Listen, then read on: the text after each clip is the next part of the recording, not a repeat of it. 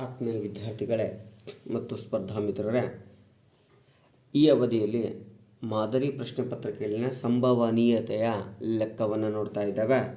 ಮೊದಲನೇ ಲೆಕ್ಕ ಹೀಗಿದೆ. ಒಂದು ಪೆಟ್ಟಿಗೆಯಲ್ಲಿ 6ರಿಂದ 70ರವರೆಗೆ ನಮೂದಾಗಿರುವ ಕಾರ್ಡ್ಗಳಿವೆ.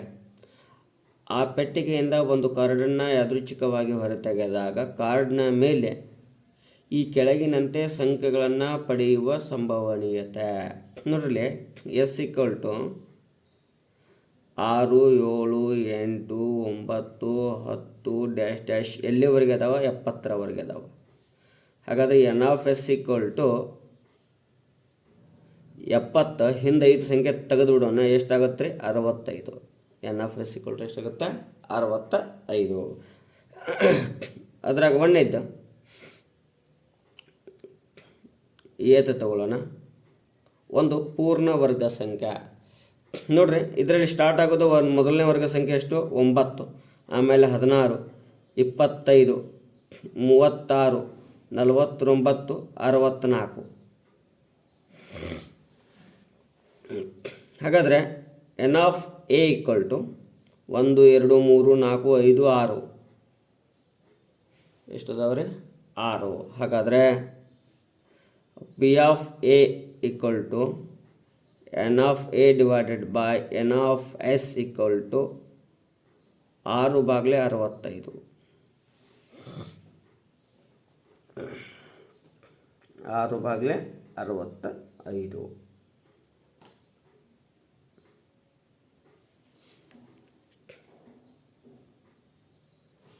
ಇನ್ನು ಎರಡನೇ ಸಮಸ್ಯೆ,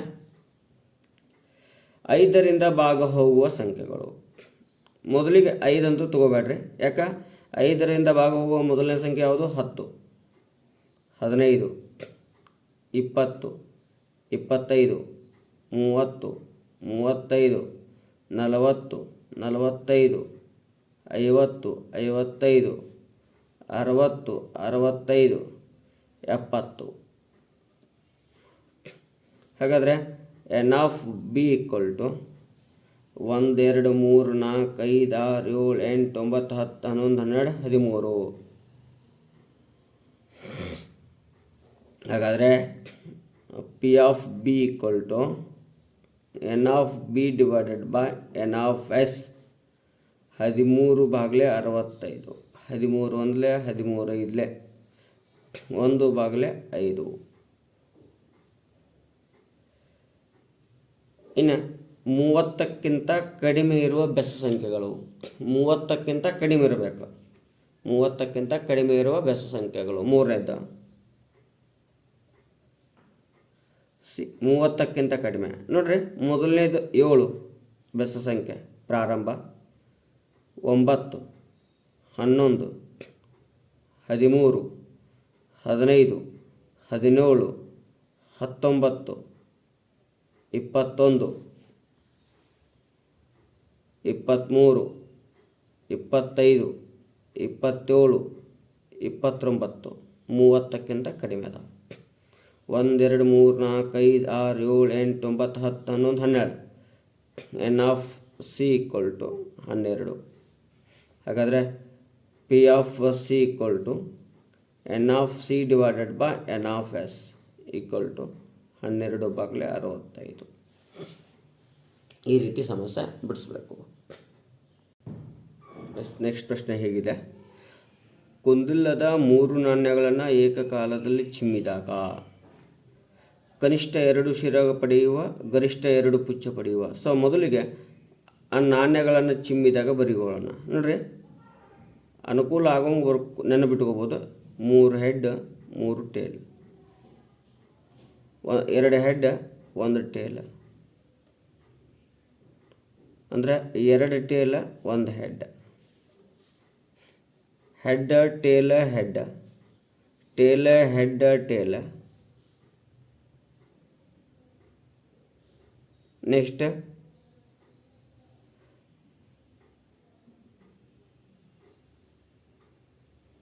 tail head head, head tail tail.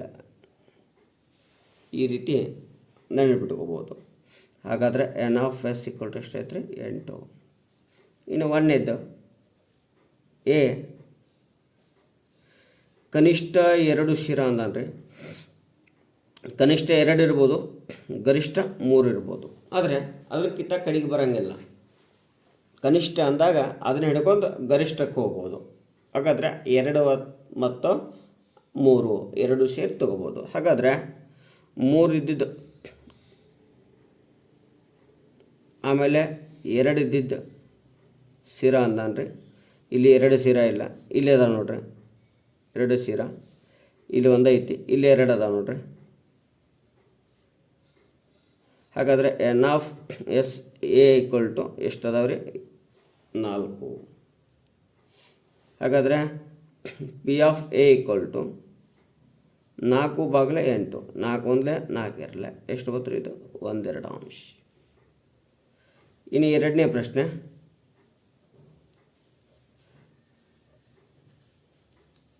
ಗರಿಷ್ಠ 2 ಪುಚ್ಚ ಪಡೆಯುವ. ಗರಿಷ್ಠ 2, ಆದರೆ ಅದರ ಕನಿಷ್ಠ 1 ಬರ್ಬೋದು, 0 ಬರ್ಬೋದು. ಗರಿಷ್ಠ ಅಂದಾಗ ಅದನ್ನ ಹಿಡ್ಕೊಂಡು ಕೆಳಗಡೆ ಬರೀಬೇಕು. 2ಕ್ಕಿಂತ ಹೆಚ್ಚಾಗಬಾರ್ದು, 2ಕ್ಕಿಂತ ಕಡಿಮೆ ಆಗ್ಬೋದು. ಹಾಗಾದರೆ ಬಿ ಈಕ್ವಲ್ ಟು ನೋಡಿರಿ, 1 ಪುಚ್ಚ ಇಲ್ಲ ಅಂದ್ರೂ ತೊಗೋಬೇಕು, 3 ಪುಚ್ಚ ಅಂದರೂ ತೊಗೊಳಂಗಿಲ್ಲ. 1 ಪುಚ್ಚ ಇದ್ರೆ ತೊಗೋತೇವೆ, 2 ಪುಚ್ಚ ಇದ್ರೆ ತೊಗೋತೇವೆ, 1 ಪುಚ್ಚ ಇದ್ರೆ ತೊಗೋತೇವೆ, 2 ಪುಚ್ಚ ಇದ್ರೆ ತೊಗೋತೇವೆ, 1 ಪುಚ್ಚ ಇದ್ರೆ ತೊಗೋತೇವೆ, 2 ಪುಚ್ಚ ಇದ್ರೂ ತೊಗೋತೇವೆ. ಅಂದರೆ ಇಲ್ಲಿ ತೆಗೆದುಕೊಳ್ಳಾರ್ದು ಅಂದರೆ ಯಾವುದು ಅಂದ್ರೆ ಇದು ಒಂದೇ. ಹಾಗಾದರೆ n of B equal to ಎಷ್ಟು 7.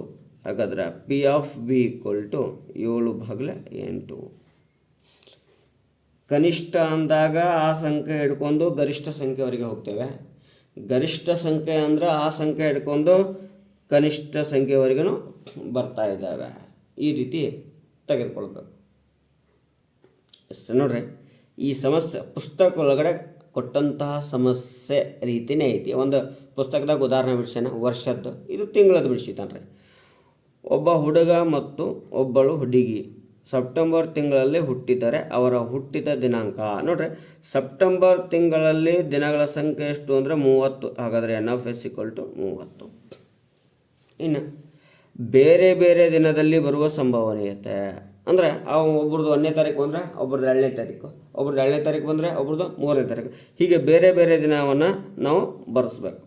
ನೆಕ್ಸ್ಟ್ ಒಂದೇ ದಿನ ಬರುವ ಸಂಭವನೀಯತೆ. ಹಾಗಾದರೆ ಅರ್ಥ ಮಾಡ್ಕೊಳ್ರಿ, ಎರಡನೇದು ಕಂಡು ಹಿಡಿಬೋದು ಏನು ನೇರವಾಗಿ.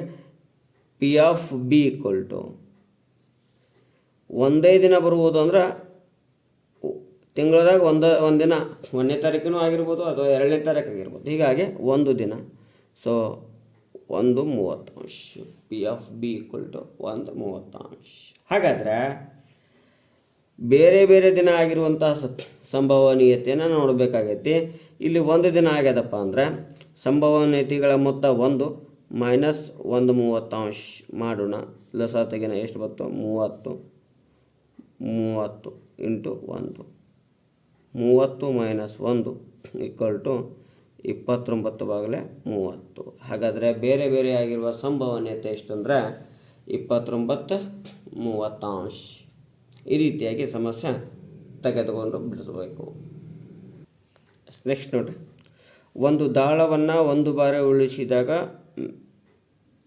ಮೇಲಿನ ಮುಖದಲ್ಲಿ ಬರುವ ಸಂಖ್ಯೆಯು. ನೋಡ್ರಿ, ಒಂದು ದಾಳವನ್ನು ಉರುಳಿಸಿದ್ದೇವೆ ಅಂದರೆ ಎಸ್ ಈಕ್ವಲ್ ಟು, ಹಾಗಾದರೆ n of S equal to 6 ಬರ್ತಾ ಇದೆ.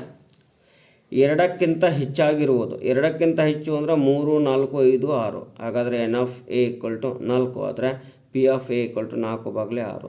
2 2 2 3/2. 2ಕ್ಕಿಂತ ಕಡಿಮೆ ಅಥವಾ 2ಕ್ಕೆ ಸಮವಾಗಿರುವ, 2ಕ್ಕಿಂತ ಕಡಿಮೆ ಅಂದರೆ 1, 2 ಅಥವಾ ಅಂದ್ರೆ ಇದು ತಗೋಬೇಕು, 2ಕ್ಕೆ ಸಮ ಅಂದರೆ 2. ಹಾಗಾದರೆ n of B equal to 2, P of B equal to 2/6. 2 1 2 3. ಇಲ್ಲಿ ಅಥವಾ ಅಂದಲ್ಲಿ ಏನಾದರೂ ಮತ್ತು ಒಂದಿದೆ ಅಂದರೆ 2 1 ತೊಗೊಂಡ್ಬಿಡ್ತಿದ್ದೇವೆ. 1 2 2 ಅಂದರೆ ಈ ರೀತಿ. ಒಂದು ಅವಿಭಾಜ್ಯ ಸಂಖ್ಯೆ ಆಗಿರುವ, ಅವಿಭಾಜ್ಯ ಸಂಖ್ಯೆಗಳು ಯಾವ್ಯಾವ 2 3 5. ನಾವಿಲ್ಲಿ ಒಂದನ್ನು ಅವಿಭಾಜ್ಯ ಸಂಖ್ಯೆ ಅಂತ ತಗೊಳ್ಳೋ ವ್ಯವಸ್ಥೆ ಮಾಡ್ತೇವೆ, ಆದರೆ ಒಂದು ಅವಿಭಾಜ್ಯನೂ ಅಲ್ಲ ಭಾಜ್ಯನೂ ಅಲ್ಲ, ಹಾಗಾಗಿ ತಗೋಬೇಡ್ರಿ. N F C equal to 3, P F C equal to 3 6 ಅಂಶ, 3 1 3 2 ಎಷ್ಟು ಬತ್ರಿ 1 2 ಅಂಶ. ಒಂದು ಪೆಟ್ಟಿಗೆಯಲ್ಲಿ 0 1 2 3 ಎಂದು ನಮೂದಿಸಿರುವ ಕಾರ್ಡ್ಗಳಿವೆ. ಪೆಟ್ಟಿಗೆಯಿಂದ ಯಾದೃಚ್ಛಿಕವಾಗಿ 2 ಕಾರ್ಡ್ಗಳನ್ನು ನೋಡ್ರಿ, ಮೊದಲು 1 ತೆಗಿತಿದ್ದ, ಈಗ 2 ತೆಗಿಯಾಕ್ತಾನೆ. 2 ಕಾರ್ಡ್ಗಳನ್ನು ತೆಗೆದ 2 ಅಂಕಿಯ ಸಂಖ್ಯೆಯನ್ನು ರಚಿಸಲಾಗಿದೆ. ರಚಿಸಲಾದ ಸಂಖ್ಯೆಯು ನೋಡ್ರಿ 1 0 1 2 3 ಅದಾವ. ಇಲ್ಲಿ 0 1 0 2 0 3 0 4 ಬರ್ದೇವಿ ಅಂದರೆ ಇದು 2 ಅಂಕಿ ಸಂಖ್ಯೆ ಆಗಲಿಲ್ಲ, ಹೀಗಾಗಿ ಇವು ತೆಗೆದುಕೊಳ್ಳೋದಿಲ್ಲ. ಇನ್ನು 1 0 2 0 3 0, ಆಮೇಲೆ 1 2 1 3, ಆಮೇಲೆ 2 1 3 1, ಆಮೇಲೆ 2 3 3 2. ಸೊ ಈ ರೀತಿ ಬರ್ದೇವಿ ಅಂದರೆ ನಮ್ಗೆ ಏನು 2 ಅಂಕಿ ಸಂಖ್ಯೆ ಸಿಗ್ತದೆ. ಒಟ್ಟು ಸಂಖ್ಯೆಗಳು ಎಷ್ಟದಾವ? 9 ಅದಾವ. 4 ಮತ್ತು 3 ಈ 2 ಸಂಖ್ಯೆಗಳಿಂದ ಭಾಗ ಹೋಗುವ. ನೋಡ್ರಿ ಅಲ್ಲಿ ಅಥವಾ ಇತ್ತು, ಇಲ್ಲಿ 3 ಐತಿ, ಮತ್ತು ಐತಿ. ಮತ್ತು ಅಂದರೆ 4 ಮತ್ತು 3ನ ಗುಣಾಕಾರ ಮಾಡಿರಿ. 4 ಮತ್ತು 3 4 × 3 12. ಸೊ 12ರಿಂದ ಭಾಗ ಹೋಗುವ ಸಂಖ್ಯೆ 12 ಒಂದೇ. ಹೀಗಾಗಿ n of A equal to 1, P of A equal to 1 9 ಅಂಶ. ಅದೇ ರೀತಿಯಾಗಿ ಅವಿಭಾಜ್ಯ ಸಂಖ್ಯೆ ಆಗಿರುವ ಅವಿಭಾಜ್ಯ ಸಂಖ್ಯೆಗಳು ಯಾವ್ಯಾವುದಾವ ನೋಡ್ರಿ, 1 2 3. ಹಾಗಾದರೆ n of B equal to 3, P of B equal to 3 9 ಅಂಶ, 3 1 3 3 ಸೊ 1 3 ಅಂಶ. ಈ ರೀತಿ ಸಮಸ್ಯೆ ಬಿಡಿಸ್ಬೋದು. ನೆಕ್ಸ್ಟ್ ಸಂಖ್ಯೆ ನೋಡ್ರಿ, ಕುಂದಿಲ್ಲದ 3 ನಾಣ್ಯಗಳನ್ನು ಏಕಕಾಲದಲ್ಲಿ ಚಿಮ್ಮಲಾಗಿದೆ, ಆಗ ದೊರೆಯುವ ಫಲಿತಾಂಶ. ಆಗಲೇ ಮೊದಲನೇ ಪ್ರಶ್ನೆಯನ್ನು ಬಿಡಿಸಿದ್ದೇವಲ್ರಿ, ಅದೇ ರೀತಿ 3 ಹೆಡ್ 3 ಟೇಲ, ಹೆಡ್ ಹೆಡ್ ಟೇಲ, ಟೇಲೆ ಹೆಡ್ ಹೆಡ್, ಟೇಲೆ ಟೇಲೆ ಹೆಡ್, ಹೆಡ್ ಟೇಲೆ ಟೇಲೆ, ಹೆಡ್ ಟೇಲೆ ಹೆಡ್, ಟೇಲೆ ಹೆಡ್, ಈ ರೀತಿ ಹೊಂದಾಣಿಕೆ ಮಾಡಿ ಬರೆಯುವಂಥ ವಿಧಾನ ಗೊತ್ತಾಗಬೇಕು. N of S equal to 8. ನೋಡಿರಿ, ಈ 2 ಶಿರ ಮಾತ್ರ, ಶಿರ ಅಂದಾಗ ಅರ್ಥ ಮಾಡ್ಕೊಳ್ರಿ, ಮಾತ್ರ ಅಂದಿದ್ದಾನಂದ್ರೆ 2 ಶಿರ ಇದ್ದಿದ್ದಷ್ಟು ತೊಗೋಬೇಕು, ಗರಿಷ್ಠ ಕನಿಷ್ಠ ಇಲ್ಲ. ಹಾಗಾದರೆ 2 ಶಿರ ಇದ್ದಿದ್ದ ಎಷ್ಟದ ನೋಡ್ರಿ, 3 ಅದಾವ. ನೋಡೋಣ ಸರ್, 3 ಶಿರ ತೊಗೊಳಂಗಿಲ್ರಿ. ಹಾಗಾದರೆ 1 2 3. ಹಾಗಾದರೆ n of A equal to 3, P of A equal to 3 8 ಅಂಶ. ಇನ್ನು ಕನಿಷ್ಠ 1 ಪುಚ್ಚ ನೋಡ್ರಿ, ಕನಿಷ್ಠ 1 ಅಂದ್ರೆ 1 ಆಗಿರಬೇಕು, 2 ಆಗಿರ್ಬೋದು, 3 ಆಗಿರ್ಬೋದು. ಕನಿಷ್ಠ ಅಂದಾಗ 1 ಹಿಡ್ಕೊಂಡು ಗರಿಷ್ಠವರೆಗೆ ಹೋಗಬೇಕು. ಹಾಗಾದರೆ ಎಷ್ಟು ಬರ್ತಾವೆ ಅಂದ್ರೆ 7 ಬರ್ತಾ ಇದ್ದಾವೆ. ಸೊ ಯಾವುದನ್ನು ಬಿಡ್ತೇವೆ ರೀ ಅಂದರೆ 3 ಶಿರ ಇರುವುದನ್ನು ಬಿಟ್ಬಿಡ್ತೇವೆ. ಹೀಗಾಗಿ n of B equal to 7, P of B equal to 7 8 ಅಂಶ. ಅದೇ ರೀತಿಯಾಗಿ ಎಲ್ಲ ಶಿರ ಅಥವಾ ಎಲ್ಲ ಪುಚ್ಚ ಆಗಿರುವ ಎಲ್ಲ ಶಿರ ಅಂದರೆ ಇದು 1 ತೊಗೋತೇವೆ, ಇದೊಂದು ತೊಗೋತೇವೆ, 2 ತೊಗೊಂಡ್ಬಿಡ್ತೇವೆ. N of C equal to 2, P of C equal to 2 8 ಅಂಶ. 2 1 2 4 ಎಷ್ಟು ಬರ್ತದೆ? 1 4 ಅಂಶ.